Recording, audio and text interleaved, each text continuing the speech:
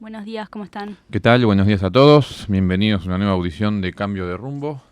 Hablaremos hoy de lo que tiene que ver con el diálogo de la seguridad social, ¿verdad? Hubo ayer una importante actividad en el Paraninfo de la universidad, donde participaron varios de los candidatos presidenciables de los partidos políticos que se presentan a las elecciones y de los más grandes, podemos decir. Y se dio un intercambio interesante y entre ellos estuvo la posición de la Unidad Popular.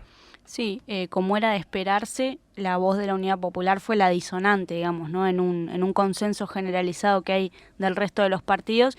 Allí estuvo presente Daniel Martínez, Pablo Mieres del Partido Independiente, Ernesto Talvi no estuvo en la calle Pou, pero sabemos que por las posturas básicamente iba a ser un consenso entre ellos y disonante con lo que planteara el maestro Abella, ¿no? Vamos a intentar desarrollar en este espacio un poco lo que son los planteos generales de la Unidad Popular y también ponerle en nuestra impronta. Así es. Bueno, obviamente no llama la atención igual que la voz disonante distinta fuera de la Unidad Popular, ya que nuestra fuerza política piensa el tema siempre desde una perspectiva de izquierda, desde una perspectiva de los trabajadores, y en ese sentido también el tema de la seguridad social lo expresamos de esa manera, ¿no? Partiendo de la base de que con la seguridad social en realidad las jubilaciones, las pensiones y todo lo relacionado a la misma es en realidad un salario diferido de los trabajadores y por lo tanto parte de la disputa entre el capital y el trabajo. Huelga decir aquí que nosotros, habiendo acompañado al maestro Abella a reuniones también con los distintos sindicatos, incluyendo los trabajadores del Estado, donde nos acercaron el documento de los trabajadores de la Seguridad Social, donde felizmente encontramos muchas coincidencias en el análisis, ¿verdad?, que tienen estos compañeros, ¿no? Y hoy que se discute tanto la necesaria reforma de la seguridad social y lamentablemente con ese titular muchas veces se sesga hacia dónde va la orientación de esa reforma, nosotros queremos plantear que hay que disputar esa reforma, ¿verdad? Que no la deben pagar los trabajadores y por eso queremos plantear nuestra posición en tres ejes distintos, ¿verdad? Primero, que justamente la reforma debería partir de un análisis integral de la seguridad social, de todos los componentes que tiene un sistema de seguridad social, no mirando únicamente como se nos presenta el problema casi que de la caja del BPS y de los ingresos y egresos de los gastos y el dinero que le entra, entonces mostrar que es negativo y que algo hay que hacer, ¿no? Ese análisis unilateral oculta un montón de componentes que tiene el problema y que justamente se ocultan adrede para terminar planteando reformas que solo afectan a los trabajadores, como aumentar la edad de jubilación, modificar la lógica del cálculo de la jubilación, y además oculta lo que está detrás, lo que rige el año 95, que son el sistema mixto, el sistema de las AFAPs. Es un sistema de las AFAP que afectó profundamente el principio de solidaridad en la seguridad social, que perjudica a los trabajadores, que permite hacer negocios con la plata de los jubilados, que hace además un negocio redondo, ¿no? El BPS es el que hace todo el esfuerzo administrativo por recaudar y está obligado por ley a pasarle una parte a las AFAP. La AFAP a su vez nos cobra una comisión por administrar nuestros depósitos, entre comillas. Se sustentó en la lógica de que es mucho mejor que vos tengas tu propia cuenta de ahorro y por eso se rompió con la solidaridad intergeneracional. Pero vamos a fijar una cosa y ya te cedo, Valeria. El BPS presenta un déficit. Parte del déficit, no únicamente, pero parte del déficit existe porque se privatizó una parte y el sistema es mixto, entonces el BPS pierde una fuga de dineros hacia las AFAP. El BPS presenta entonces un déficit porque no cuenta con ese dinero, entre otras cosas. ¿Cómo se cubre el déficit? Porque igual tiene que dar las prestaciones. El Estado, a través del presupuesto público, de las rentas generales, le traspasa el dinero faltante. ¿Qué consecuencia tiene eso? Que aumenta los gastos del Estado. Un Estado que ya tiene déficit también, ¿verdad? Un Estado que tiene déficit porque, entre otras cosas, como hemos planteado aquí, exonera de impuestos al capital, paga la deuda externa, entre otras. ¿Pero qué termina pasando? Como el presupuesto público da déficit, es decir, al cerrar el año el gobierno gastó más del dinero que recaudó, se termina endeudando. Es decir, tiene que emitir deuda. Y lo que cierra el círculo aquí es cuando el gobierno tiene este déficit y tiene que emitir deuda para saldar sus cuentas, ¿quién viene y compra la deuda pública? Las AFAP. con el propio dinero del depósito de los trabajadores, ¿no? Y ahí se cierra un círculo donde parte del sistema que origina la fuga de dinero te termina siendo el que te presta el dinero para que el Estado siga funcionando, ¿no? Y a su vez, y aquí se presenta lo más perverso del sistema, las AFAP cobran interés con las inversiones que realizan, es decir, hacen negocio con la plata de los trabajadores, pero no todo el interés, no toda la ganancia que obtienen las AFAP por invertir esa plata vuelve a la cuenta de cada uno de nosotros, digamos, de los que estamos obligados a aportar a la AFAP, sino que una parte termina como margen de ganancia, como rentabilidad de la propia AFAP, que está haciendo dinero sin el más mínimo esfuerzo, solamente por colocar el dinero que no generó, sino que obligadamente los trabajadores le tienen que depositar. Así funciona el sistema mixto hoy, y lamentablemente hoy quienes hablan de reformar la seguridad social se limitan a analizar los ingresos y gastos del BPS y dejan de lado todo este análisis, ¿no? Exacto, porque justamente esto último que planteabas, ¿no? ¿Desde dónde se plantea lo que es la necesaria reforma? Si uno escucha a los distintos actores del sistema político o aquellos que empiezan a hablar del tema de la seguridad social, bueno, se da por hecho la necesaria reforma con justamente entendiendo este déficit que planteaba Federico. Ahora, se plantean cuestiones hasta, digamos, de avance de la ciencia, ¿no? Como diciendo, bueno, gracias al avance de la ciencia ahora la gente vive más, entonces como vive más vamos a tener que pagar más tiempo a los pasivos y por ende se va a hacer, digamos, o sea, el déficit es ineludible y hasta, diríamos, digamos, no hay cómo paliarlo. Ahora, cuando uno empieza a analizar un poco lo que han sido los números y los distintos ciclos, ¿no? Los picos y las bajas de recaudación en lo que es el BPS, uno puede efectivamente comprobar que la relación de activo-pasivo, que es lo que en definitiva preocupa, entre comillas, dado que es lo que podría hacer desbalancear la caja del BPS si uno lo mirara estrictamente desde ese punto de vista, uno puede ver que esos ciclos en realidad acompañan a lo que han sido los ciclos económicos. Es decir, cuando ha habido una detracción de las ganancias de los capitalistas, ¿verdad? Mejor dicho, cuando se han retirado las inversiones para recaudar más y aumentar su tasa de ganancia, lo que conocemos comúnmente como crisis, porque bajan la cantidad de empleos, va mucha gente, la mandan al seguro de paro y demás, cuando hay una baja en la economía, en eso coincide obviamente con una baja recaudación del BPS. Y por el contrario, cuando hay tiempos de bonanza, entre comillas, ¿verdad? Cuando hay mucho dinero circulando, cuando hay muchas inversiones, cuando la economía crece, la cantidad de cotizantes aumenta. Entonces, no podemos decir estrictamente que porque haya digamos, haya un desarrollo mayor de la ciencia y la gente viva más, entonces indefectiblemente va a haber déficit en la seguridad social.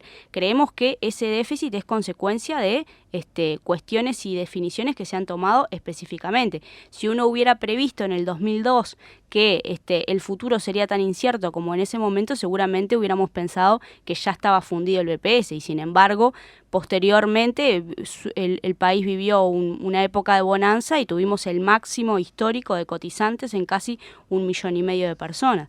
Es decir, hay que prever, digamos, frente a una situación de estas circunstancias, ¿verdad? Un déficit, una situación de crisis, hay distintos caminos que se pueden tomar. Uno es el del ajuste, que es el que aparentemente tomaría cualquiera de los posibles presidenciales, ¿verdad?, que vaya a ganar, y otro es un camino donde la resolución sea la inversión estatal y la intervención estatal para generar mejores condiciones de vida para la población, la generación de empleo, que también eso va a terminar redundando en mayores aportes para el BPS, ¿no? Si más gente está empleada, buscar aumentar los sueldos reales, que eso también va a hacer que aumente la recaudación del BPS, es decir, se necesita un planteo mucho más integral que estrictamente decir, bueno, hay que ver cómo se recauda más, recaudemos sobre los hombros de los trabajadores. Digo, lo que planteaba recién Federico es uno de los temas que genera déficit en el BPS, pero no es el único, ¿verdad? Así es. Por eso hay todo un debate que nosotros queremos plantear. Primero, reafirmar los planteos que hizo el maestro Abella en este debate en el Paraninfo. Claramente el único que colocó el problema desde esta óptica, esta perspectiva que estamos planteando, ¿verdad? Y nosotros queremos dejar nuestra posición clara, ¿no? Tras el análisis que planteamos, la descripción clara que que hacía Valeria, que tiene que ver con cómo el maestro Abella, por ejemplo, respondió al final, ¿no? Dijeron, bueno, pero ustedes al final se oponen a estas reformas de la seguridad social, ¿no? Eso quiere decir que no hay que reformar la seguridad social. Nosotros decimos todo lo contrario, como dijo Abella.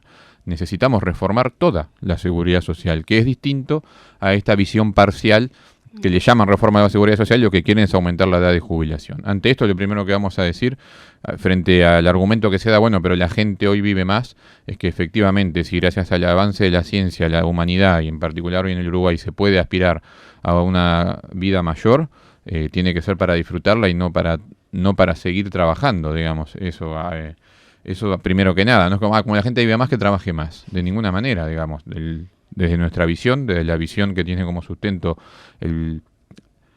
la emancipación del ser humano, corresponde que si vamos a vivir más, sea para disfrutar la vida, ¿verdad? Para el goce de la misma. Por lo tanto, primero que nada, oponernos a esas medidas. Pero sobre todo, volviendo a la consigna principal, la seguridad social necesita efectivamente ser reformada, pero toda. ¿Qué significa toda? Primero que nada, eliminar las AFAPs, eliminar que se lucre con la seguridad social, volver a un sistema basado en la solidaridad intergeneracional. En segundo lugar, reformar todas las cajas, porque hoy existen varios sistemas en paralelo. Además del BPS, junto con la parte mixta de las AFAPs, tenemos la parte de servicios de retiros de las Fuerzas Armadas, la llamada caja militar, tenemos la caja policial, hay otras paraestatales, la caja bancaria, la caja notarial, la caja de profesionales, cada una de ellas promovidas por leyes distintas en momentos distintos y por tanto funcionando con lógicas distintas, algunas que tienen una lógica compulsiva, no gradual, ¿no? Las últimas cajas que nombré, las paraestatales, que no graban según los ingresos, graban por igual a todo el mundo y a veces a gente obligatoriamente, a veces, como en el caso de la parte de los profesionales en algunas de ellas, en algunas profesiones, que obligatoriamente le cobran un ficto a todo el mundo y no importa sus ingresos. Es decir, es un sistema muy mal pensado y que también cada vez que una de estas cajas parciales ha comenzado a tener problemas en cuanto al flujo de caja, digamos, a tener pérdidas, siempre la solución de quienes las administran viene por el lado de, bueno, modifiquemos las edades de retiro, siempre se ajusta hacia el lado de quienes son los aportantes, ¿no? Y nunca se afecta la torta para el lado del capital.